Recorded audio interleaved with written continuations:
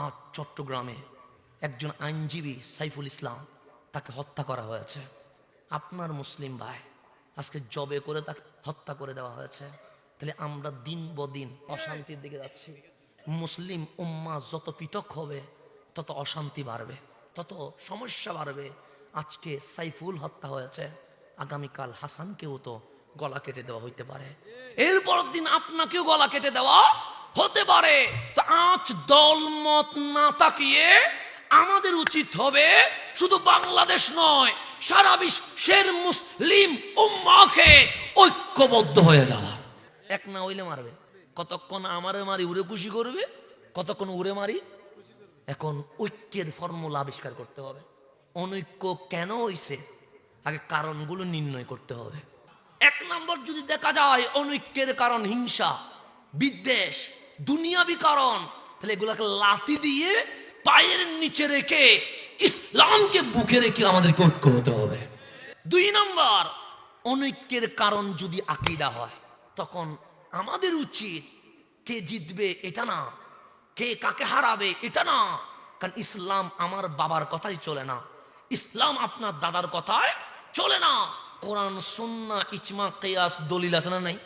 আচ্ছা, এক টেবিলে বসে দলিলগুলো পর্যালোচনা করে কোরআন সুন্নাহ যেই আকীদা দিবে, সবাই যদি সেটা আল্লাহ এবং রসুলের জন্য মেনে নেই, তাহলে আমার মন বলছে একদিনে ঐক্য হওয়া সম্ভব।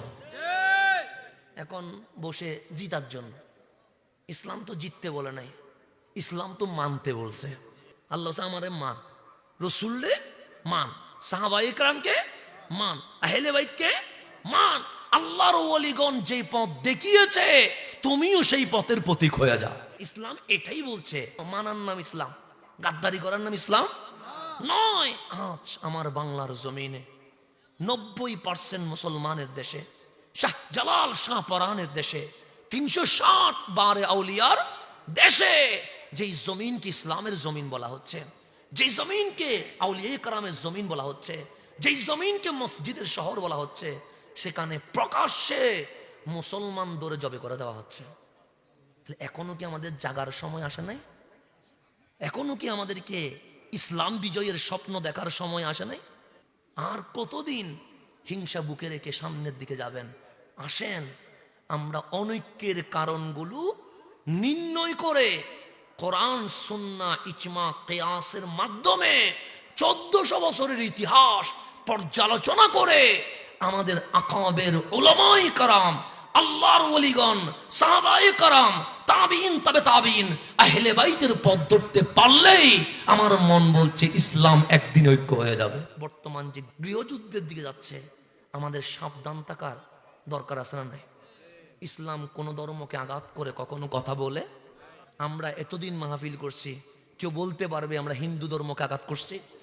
কেউ বলতে পারবে বৌদ্ধকে আঘাত করছে? কেউ বলতে পারবে ইহুদি খ্রিস্টানকে আঘাত করছে? ইভেন আমরা এটাই বলছি, তুমি যদি নাস্তিক হও তোমার মতো তুমি চলো, কিন্তু আমার ইসলাম নিয়ে কথা বলার তোমার অধিকার নাই, আমার কোরআনকে অবমাননা করার কোনো অধিকার, আমার নবীর শানে বিয়াদবি করার কোনো অধিকার। আমরা এটাই বলছি, সকল ধর্ম স্বাধীনভাবে তাদের ধর্ম পালন করবে, কেউ কাউরে বকা দিবে না। কিন্তু আমার আল্লাহর শানে বিয়াদবি করলে, আমার নবীর শানে অবমাননা করলে, আমার কোরআনকে অসম্মানী প্রদর্শন করলে আমাদের জান চলে যাবে, আমরা প্রতিবাদ করতেই থাকবো। এই বিষয়ে আমরা কোনো সাথ দিব না। আপনার ধর্ম আপনার, আমার ধর্ম আমার। আমি যাব মসজিদে, আপনি মন্দিরে যান, আমার কোনো আপত্তি নাই। আপনি উপাসনালয়ে যান, আমার কোনো আপত্তি। আপনি গির্জায় যান, আমার কোনো আপত্তি। আমার দাওয়াত আমি দিচ্ছি, আপনার দাওয়াত আপনি দেন। হেদায়েতের মালিককে আল্লাহ। আল্লাহ যদি কাউরে হেদায়েত দেয়, অবশ্যই তাকে আল্লাহ ইসলামের জন্য কবুল করবে। আসেন এই সোনার বাংলাদেশকে সুন্দর রাখার দায়িত্ব আমাদের। আমার দেশ আমাকে সুন্দর করতে হবে, কারণ আমার ইসলাম বলছে হুব্বুল ওয়াতানে মিনাল ঈমান, দেশপ্রেমে ঈমানের অঙ্গ। আপনার দল যেটা হবে হোক, আপনার দল নিয়ে আপনি থাকেন, কিন্তু দিন শেষে আমরা একই সমাজের মানুষ, দিন শেষে আমরাই তো বাংলাদেশের নাগরিক। সুতরাং আমার দেশের ক্ষতি হোক এটা কখনো আমরা চাইবো না। আসেন আমরা সবাই মিলেমিশে একসাথে এগিয়ে যায়, সমাধান হবে। অনৈক্যের কারণ নির্ণয় করা, নির্ণয় করে কোরআন সুন্নাহ যেটা বলে সেটা মেনে নেওয়া।